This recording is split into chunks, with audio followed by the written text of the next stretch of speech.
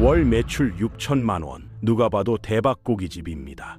그런데 이 가게 사장님 통장 잔고는 매달 마이너스로 내려갑니다. 팔면 팔수록 빚이 쌓이는 이상한 일이 지금 전국 골목에서 벌어지고 있습니다. 서울 마포구의 한 고깃집 이야기예요. 점심과 저녁 피크 시간이 되면 대기줄이 늘어서고 월말 정산을 하면 매출 6천만 원이 찍힙니다. 손님들은 저 집 사장님 돈 많이 벌겠다고 말하고, 예비 창업자들은 나도 저런 가게 하나 차리고 싶다고 부러워합니다. 하지만 정작 그 사장님은 오늘도 새벽에 잠을 설칩니다. 지금 대한민국에서는 하루 평균 2,762명이 가게 문을 닫습니다. 서울 지하철 한 칸을 가득 채우고도 남을 인원이에요. 연간으로 치면 100만 명이 넘습니다. 이것은 단순히 경기가 안 좋아서 가게가 문을 닫는 흔한 폐업 이야기가 아닙니다. 대한민국 자영업 전체가 천천히 그리고 확실하게 무너지고 있는 상황입니다. 오늘은 자영업에 몰락한 그 이유에 대해 이야기해 보겠습니다.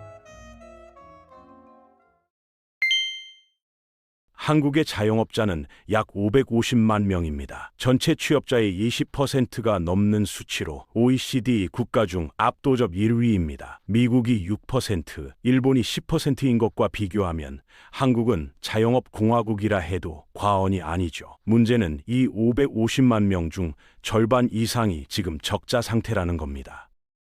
매출 6천만 원의 내막을 들여다보면 그 이유가 드러납니다. 먼저 재료비가 큰 덩어리를 가져갑니다. 예전에는 재료비가 매출의 25% 정도를 차지했어요. 100만 원 팔면 재료비로 25만 원이 나갔다는 뜻이죠. 지금은 재료비 지출이 평균 40%에 육박합니다. 즉 100만 원 팔면 40만 원이 재료비로 나가는 거예요. 소고기, 돼지고기, 채소, 식용유 가격이 일제히 20%에서 40%까지 올랐거든요. 여기서 끝이 아닙니다. 임대료가 매달 500만 원에서 800만 원 사이로 빠지고 인건비가 또 한 덩어리를 물어갑니다. 주방 직원 둘, 홀 직원 둘만 써도 월 인건비가 1,000만 원을 훌쩍 넘겨요. 전기세와 가스비도 만만치 않습니다. 고깃집처럼 불을 많이 쓰는 업종은 월 공과금만 200만 원을 넘기는 경우가 허다합니다. 카드 수수료, 배달 플랫폼 수수료, 각종 소모품비까지 더하면 6천만 원 매출에 사장님 손에 남는 돈은 100만 원이 채 되지 않습니다. 월세 한 달치도 안 되는 금액이에요. 운이 나쁜 달에는 오히려 마이너스가 됩니다. 팔면 팔수록 빚이 쌓이는 역설이 전국 골목에서 벌어지고 있는 겁니다. 그렇다면 도대체 왜 이 지경까지 온 걸까요? 가장 먼저 사장님들의 목을 조르는 건 무섭게 치솟는 인건비입니다. 지난 10년간 최저임금은 4,860원에서 9,860원으로 올랐어요. 103% 상승이니까 2배가 넘는 인상폭입니다. 2025년에는 1,030원으로 처음으로 10,000원을 넘었죠. 여기에 4대 보험 부담까지 더해집니다. 국민연금, 건강보험, 고용보험, 산재보험, 사장님이 직원 몫의 절반을 내야 하니까 실제 인건비 부담은 수치보다 더 크게 느껴집니다. 예전에는 김밥 2줄만 팔아도 직원 1시간 인건비를 줄 수 있었습니다. 지금은 5줄을 팔아야 겨우 맞출 수 있어요. 그리고 원재료 가격도 함께 폭등했습니다.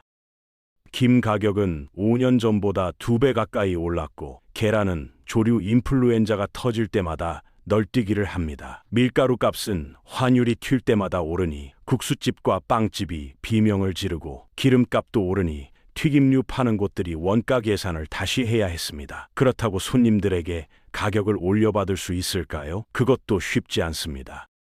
손님들 지갑 사정이 빠듯해진 걸 사장님들도 압니다. 가격을 올리면 단골이 떠날까봐 무섭고, 옆 가게가 더 싼 가격으로 같은 메뉴를 팔면 손님을 빼앗길까봐 두렵습니다.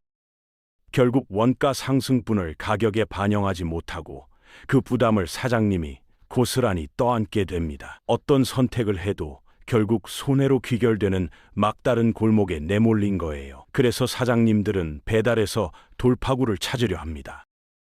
홀에 손님이 없으면 배달로 만회하자는 생각이죠. 가게 사장님들은 배달 A민족, 쿠팡이츠, 요기요 같은 플랫폼에 입점하고 광고비를 쓰고 주문을 기다립니다. 처음에는 효과가 있는 것처럼 보입니다. 주문 알림이 울리고 매출이 잡히고 뭔가 돌아가는 느낌이 나요. 하지만 곧 깨닫게 됩니다. 이것이 생명줄인 줄 알았는데 올감이었다는 걸 말입니다. 배달 플랫폼의 수수료 구조를 들여다보면 놀랍습니다. 주문 금액에서 중개 수수료가 빠지고 결제 수수료가 빠지고 광고비가 빠지고 배달 대행비가 빠집니다. 이것저것 떼고 나면 정작 사장님 손에 남는 돈이 얼마일까요? 10,000원짜리 음식을 팔아서 2,000원 남기기도 버거운 구조예요. 그런데 왜 사장님들은 이 구조에서 빠져나오지 못할까요? 배달 플랫폼이 없으면 아예 주문 자체가 들어오지 않기 때문입니다. 이미 소비자들의 습관이 바뀌었거든요. 플랫폼에 입점하지 않으면 가게 존재 자체가 인식되지 않습니다. 울며 겨자 먹기로 입점을 유지할 수밖에 없고 상위 노출을 위해 광고비를 계속 써야 합니다. 결국 이 구조에서 돈을 버는 건 누구일까요? 바로 플랫폼입니다. 주문이 많든 적든 가게가 흥하든 망하든 플랫폼은 수수료를 떼갑니다. 위험 부담을 가져가는 건 오로지 사장님들 뿐이에요. 소비자들의 지갑 사정도 사장님들을 벼랑 끝으로 내몰고 있는 상황입니다. 한국의 외식 물가는 OECD 38개국 중 2위입니다. OECD 평균보다 47%나 높은 수준이에요. 냉면 한 그릇 16,000원, 김치찌개에 한 뚝배기 12,000원. 카드 결제 후 돌아오면서 드는 생각은 하나입니다. 뭐가 이렇게 비싼 거야? 하지만 소비자들도 억울합니다. 월급만 빼고 모든 게 올랐거든요. 전세, 월세, 관리비, 대출 이자, 교통비, 교육비까지. 생활비 전체가 소득 증가 속도를 훨씬 앞질렀습니다. 40대와 50대는 자녀 교육비와 주택담보대출 이자 갚기에 허덕입니다. 20대와 30대는 높은 물가에 지갑을 닫았어요. 퇴근 후나 주말에 나와서 놀아야 상권이 살아나는데 나갈 돈이 없거나 나갈 마음이 없는 사람들이 늘었습니다. 집에서 넷플릭스 구독 15,000원이면 한 달 내내 콘텐츠를 볼 수 있는데 굳이 밖에 나가서 비싼 돈 쓸 이유가 없는 거죠. 그러다 보니 사람들은 자연스럽게 외식을 줄이기 시작했습니다. 그리고 편의점 도시락, 밀키트, 간편식으로 이동하는 거예요. 2020년 4조 원 규모였던 가정 간편식 시장은 불과 몇 년 만에 6조 5천억 원까지 폭발적으로 성장했습니다. 소비자들의 심리는 명확합니다. 한번 외식할 돈이면 밀키트 3끼를 해결할 수 있으니까요. 여기에 중국 플랫폼이라는 거대한 공룡이 등장했습니다. 알리익스프레스, 테무, 쉬인으로 대표되는 중국 직구 플랫폼이 한국 시장을 초토화시키고 있어요. 동대문에서 떠온 원피스가 매장에 걸리면 49,000원입니다. 그런데 쉬인이란 사이트에서는 비슷한 디자인이 15,000원에 팔려요. 심지어 무료 배송까지. 게임이 될 리가 없죠. 자영업의 붕괴는 단순히 가게 하나가 문 닫는 것으로 끝나지 않습니다. 연쇄 반응이 시작되거든요. 식당이 폐업하면 유동인구가 줄어듭니다. 유동인구가 줄면 옆 가게 매출이 떨어집니다. 매출이 떨어지면 그 가게도 폐업합니다.